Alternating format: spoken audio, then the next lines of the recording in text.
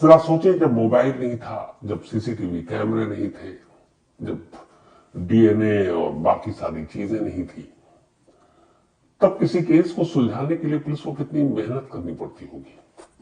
आज ये सब कुछ थाली में परोस कर रख दिया गया। मोबाइल है, सीसीटीवी कैमरा है, आपके मोबाइल टावर के जरिए आपका लोकेशन पता चल सकता है, आपके मैसेजेस, आपके कॉल रिकॉर्डिंग। घर से बाहर आप निकले, 50 कदम चले, किसी न किसी कैमरे में कैद हो जाएंगे। तो आजकल के जमाने में, ये आजकल के जो पुलिस वाले हैं, उनके लिए केस सुलझाना वाकई बड़ा आसान है। आज से 20, 30, 40, 50 साल पहले जो एक चैलेंज हुआ करता था। आज की कहानी ऐसी एक मुश्किल भरे केस की कहानी है जिसमें न कोई गवाह, न कैमरे में कोई कैद, क्योंकि सीसीटीवी कैमरा ही नहीं, न मोबाइल फोन, कुछ भी नहीं। अब मैनुअली, यानी अपने मुखबिरों के जरिए या अपने दिमाग से पुलिस को एक केस को सुलझाना था। ये कहानी है बेंगलुरु की। बेंगलुरु में एक महिला रहा करती थी, उम्र 68 साल हो गई थी और नाम था मैरी लुकास। मैरी लुकास रहने वाली केरल की थी, लेकिन करीब 30 सालों से बेंगलुरु में रहती थी। उसकी वजह यह थी कि बेंगलुरु में वो अपना एक पीजी चलाती थी, पेइंग गेस्ट, और उसका नाम था होमली होम। और बहुत ही मतलब ऐसी एक दमदार लेडी थी, आसपास के लोग भी उन्हें मानते थे, और जब पीजी में जो सारी लोग रहते थे वो भी उनकी बड़ी रिस्पेक्ट करते थे। मैरी लुकास के 2 बेटे थे, एक जिजिन लुकास जो एक बीपीओ सेंटर चलाता था, और दूसरा स्टेनिजोर लुकास जो कि चेन्नई में ही एक कंपनी में काम करता था। तो दोनों बेटे साथ में, एक बाहर रहता था और एक चेन्नई में मां के साथ, और उसी पीजी के साथ इनका अपना घर था। 29 अप्रैल 2014 की बात है, दोपहर का वक्त था, 3 बजे के करीब मैरी लुकास अपने इसी पीजी से बाहर निकलती हैं, कुछ पड़ोसियों से बात करती हैं, वापस अपने घर में चली जाती हैं। 1 घंटा बीतता है, शाम के 4 बज गए। रूटीन था दोनों बेटों का, क्योंकि मां की उम्र थी 68 साल, बुजुर्ग थी, तो वो हर 2 घंटे में एक बार कॉल करके घर पे जरूर पूछ लेते थे।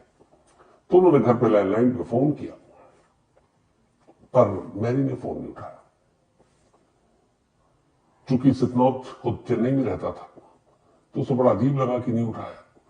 उसी वक्त फिर दूसरे भाई का भी फोन आया उसके पास और कहा कि मम्मी फोन नहीं उठा रही है। और जनरली ऐसा होता नहीं है, क्योंकि बेटों की ड्यूटी में शामिल था कि वो अपनी मां को एक बार जरूर फोन करते थे।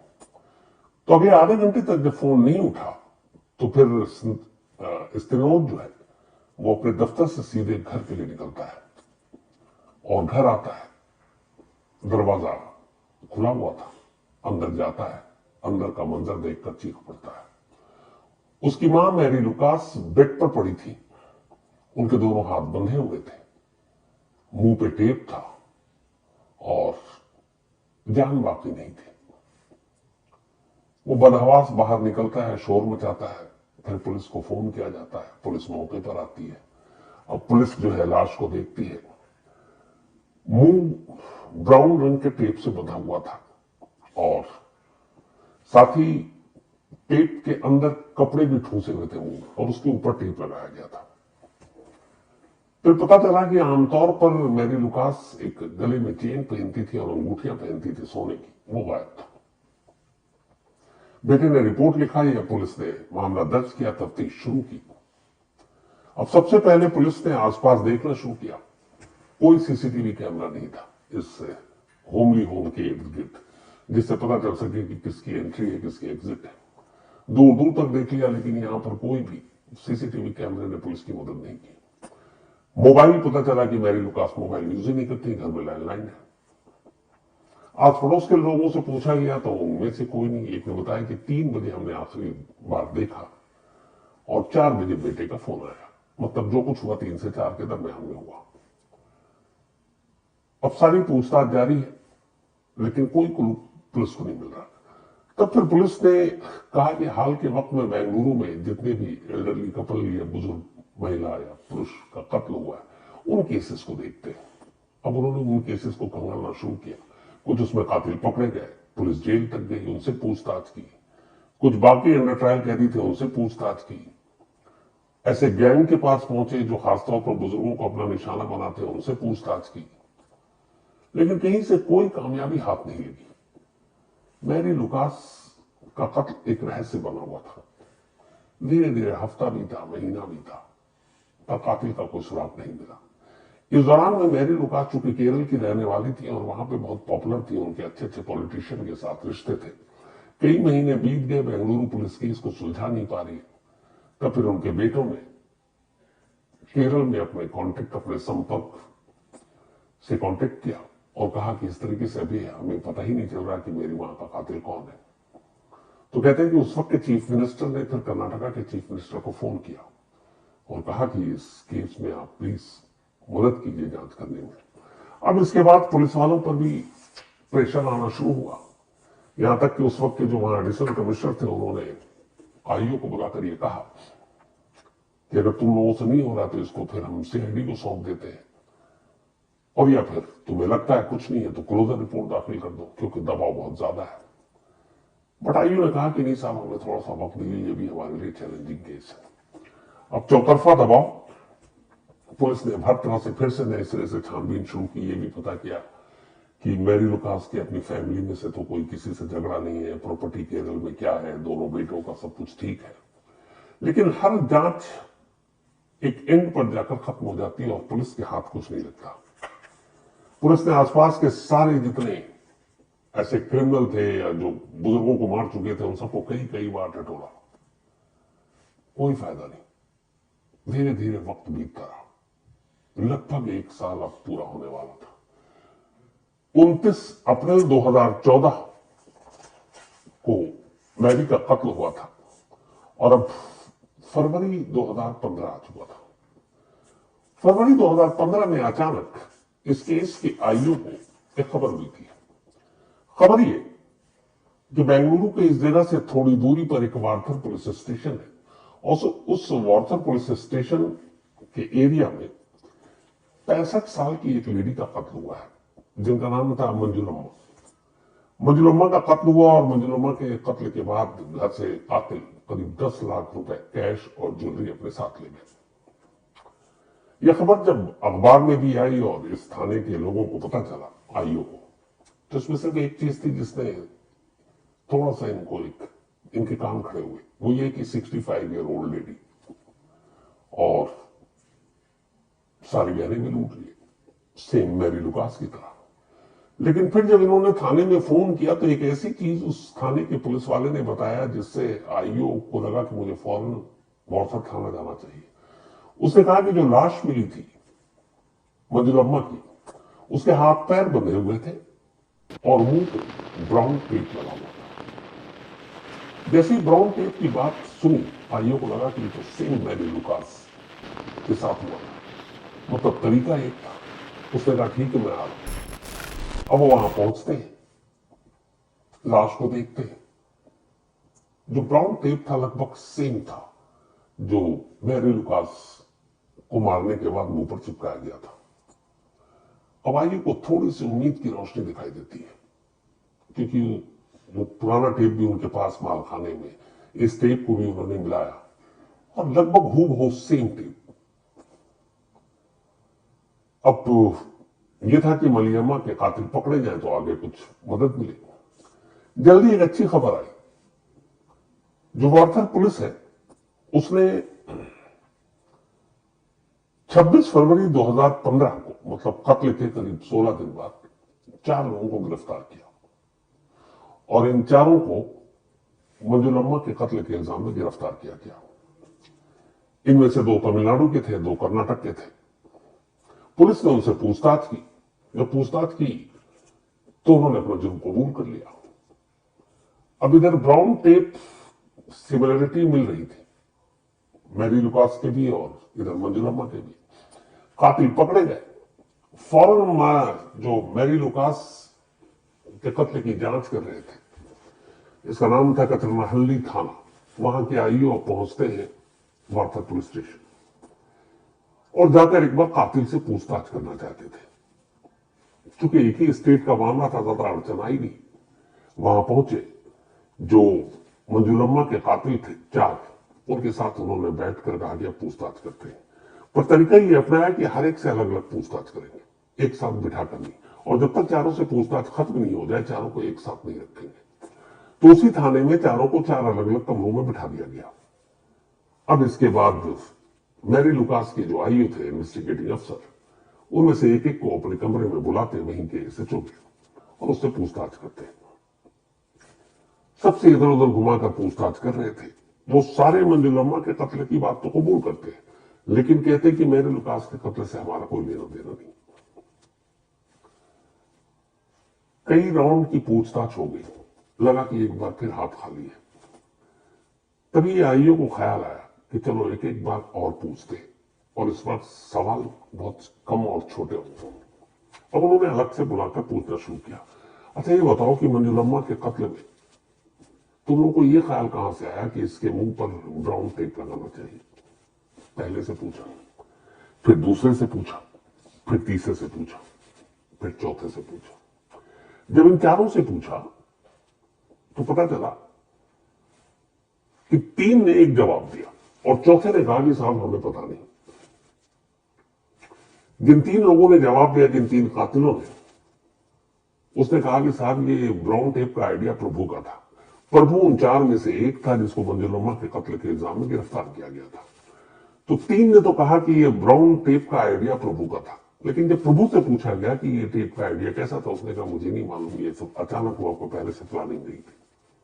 अब पुलिस को यहां पर डाउट हुआ। इसके बाद उन तीनों को अलग किया गया और अब प्रभु से पूछताछ शुरू हुई। उसे कहा गया कि तुम्हारा ये टेप का आइडिया कहां से था? वो कह रहा है कि साहब ये अचानक था कि चीखे नहीं, और इसलिए मुंह बंद करने के लिए जरूरी था। तो उसने कहा कि एक मैरी लुकास 1 साल पहले इसी तरीके से बेंगलुरु में मर्डर हुआ, और उसके मुंह पर भी यही ब्राउन टेप था, तुमने कत्ल किया था। पहले तो वो घबराया, फिर बोला नहीं मेरा उस कत्ल से कोई लेना देना नहीं था। लेकिन फिर पुलिस ने उससे ढंग से पूछताछ की। वो बड़ा होशियार इनकार करता रहा। इस दौरान में मंजुलम्मा के घर पर जब कत्ल हुआ था, तो उस कत्ल के दौरान वहां से फिंगरप्रिंट्स उठाए गए थे। जो मैरी लुकास का कत्ल हुआ था, वहां से भी फिंगरप्रिंट्स उठाए गए थे। तब उस फिंगरप्रिंट्स जो था, उससे अब प्रभु का मिलान कराया गया, एक जगह मैच कर गया। जब मैच कर गया तो प्रभु के पास कोई रास्ता नहीं था। फिर प्रभु ने कहा कि साहब ये इन्हें किया तो था, लेकिन ये गैंग नहीं था, हमारा दूसरा गैंग था, और उस दूसरे गैंग ने मैरी लुकास का कत्ल किया था। अब उसने नाम बताए 2, एक का नाम था विजय और एक का नाम था थंग राजू। ये दोनों धर्मपुरी डिस्ट्रिक्ट चेन्नई के थे। पुलिस की एक टीम जाती है, दोनों को गिरफ्तार करके लाती है। अब गिरफ्तार करके ले आई, इधर बात भी हो गई, पूछताछ हो गई। लेकिन एक चीज अब भी थी कि ये सिर्फ उसका बयान था और कोर्ट में वो पलट सकता था। तो कत्ल उसी ने किया है कि नहीं किया है, इसके लिए जरूरी है कि कोई एविडेंस भी हो जिसको कोर्ट में खड़ा कर सके। तो फिर प्रभु से सख्ती से पूछताछ की गई। तब उसने बताया कि जो मैरी लुकास ने अंगूठी पहनी थी और चेन पहना था, उसने 2 अलग अलग जौहरी के यहां दोनों चीजें बेची हैं। उसने जौहरी के नाम बताया। अब जब उन दोनों जौहरियों के यहां, एक गणेश ज्वेलर्स ये तमिलनाडु में जाकर बेचा, और एक था कृष्णगिरी, ये कर्नाटक में। पुलिस गई। इत्तेफाक से नसीब देखिए कि जैसा चेन और अंगूठी उन्होंने बेचा था, सेम अब तक उसका कुछ नहीं किया था, और उन्हीं दोनों जौहरी की दुकान में वो बरामद हो गया। तो इसका मतलब है कि अक्यूज्ड के बिहाफ पर, उसके निशानदेही पर कत्ल के दौरान लूटे गए जो जेवरात थे वो मिल गए। एक बड़ा सबूत था। अब 3 कातिल भी साथ थे। पुलिस ने पूछा कि तुमने कत्ल क्यों किया, कैसे किया?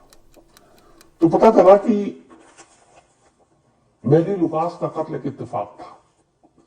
असल में हुआ यह था कि एक रद्दी वाला था, तो वो अक्सर उस इलाके में घरों में जाता और वहां पर रद्दियां बेचता था, मतलब खरीदता था।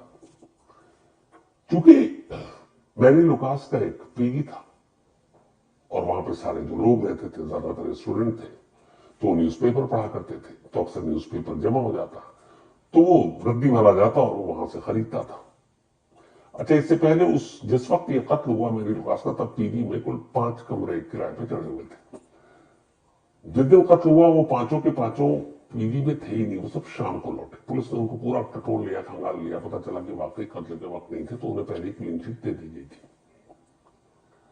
तो फिर ये हुआ कि रद्दी वाला जब भी जाता और देखता, रद्दी खरीदता, इसी दौरान में उसे सब कुछ पता चल गया कि हाँ मैरी लुकास एक बुजुर्ग लेडी है, उम्र 68 साल के आसपास, और अक्सर गहने पहने रहती है। रद्दी वाले ने प्रभु जो उसका दोस्त था उसे ये बात बताई।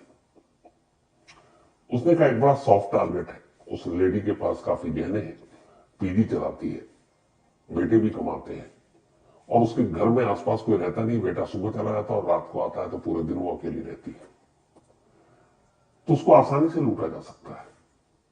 प्रभु ने कहा ठीक है। फिर इन लोगों ने रेकी की, और रेकी करके देख लिया कि मैरी लुकास का रूटीन क्या होता है। फिर ये भी देखा कि दोपहर के वक्त सारे पड़ोसी भी अपने अपने घरों में होते हैं, सन्नाटा होता है। इसी के बाद ये लोग 29 अप्रैल 2014 की दोपहर करीब 3:30 बजे के आसपास, जब आखिरी बार मैरी पड़ोसी से मिलकर गई, अंदर जाते हैं तीनों और मैरी को पकड़ते हैं, उसका गला घोंटते हैं, उसके मुंह में कपड़ा ठूंसते हैं, और वो ब्राउन टेप लगाते हैं, और चेन और उसकी जो अंगूठी थी बोले गए घर में बाकी तलाशी ली, लेकिन घर में मैरी गहने रखती नहीं थी, वो लॉकर में रखा करती थी।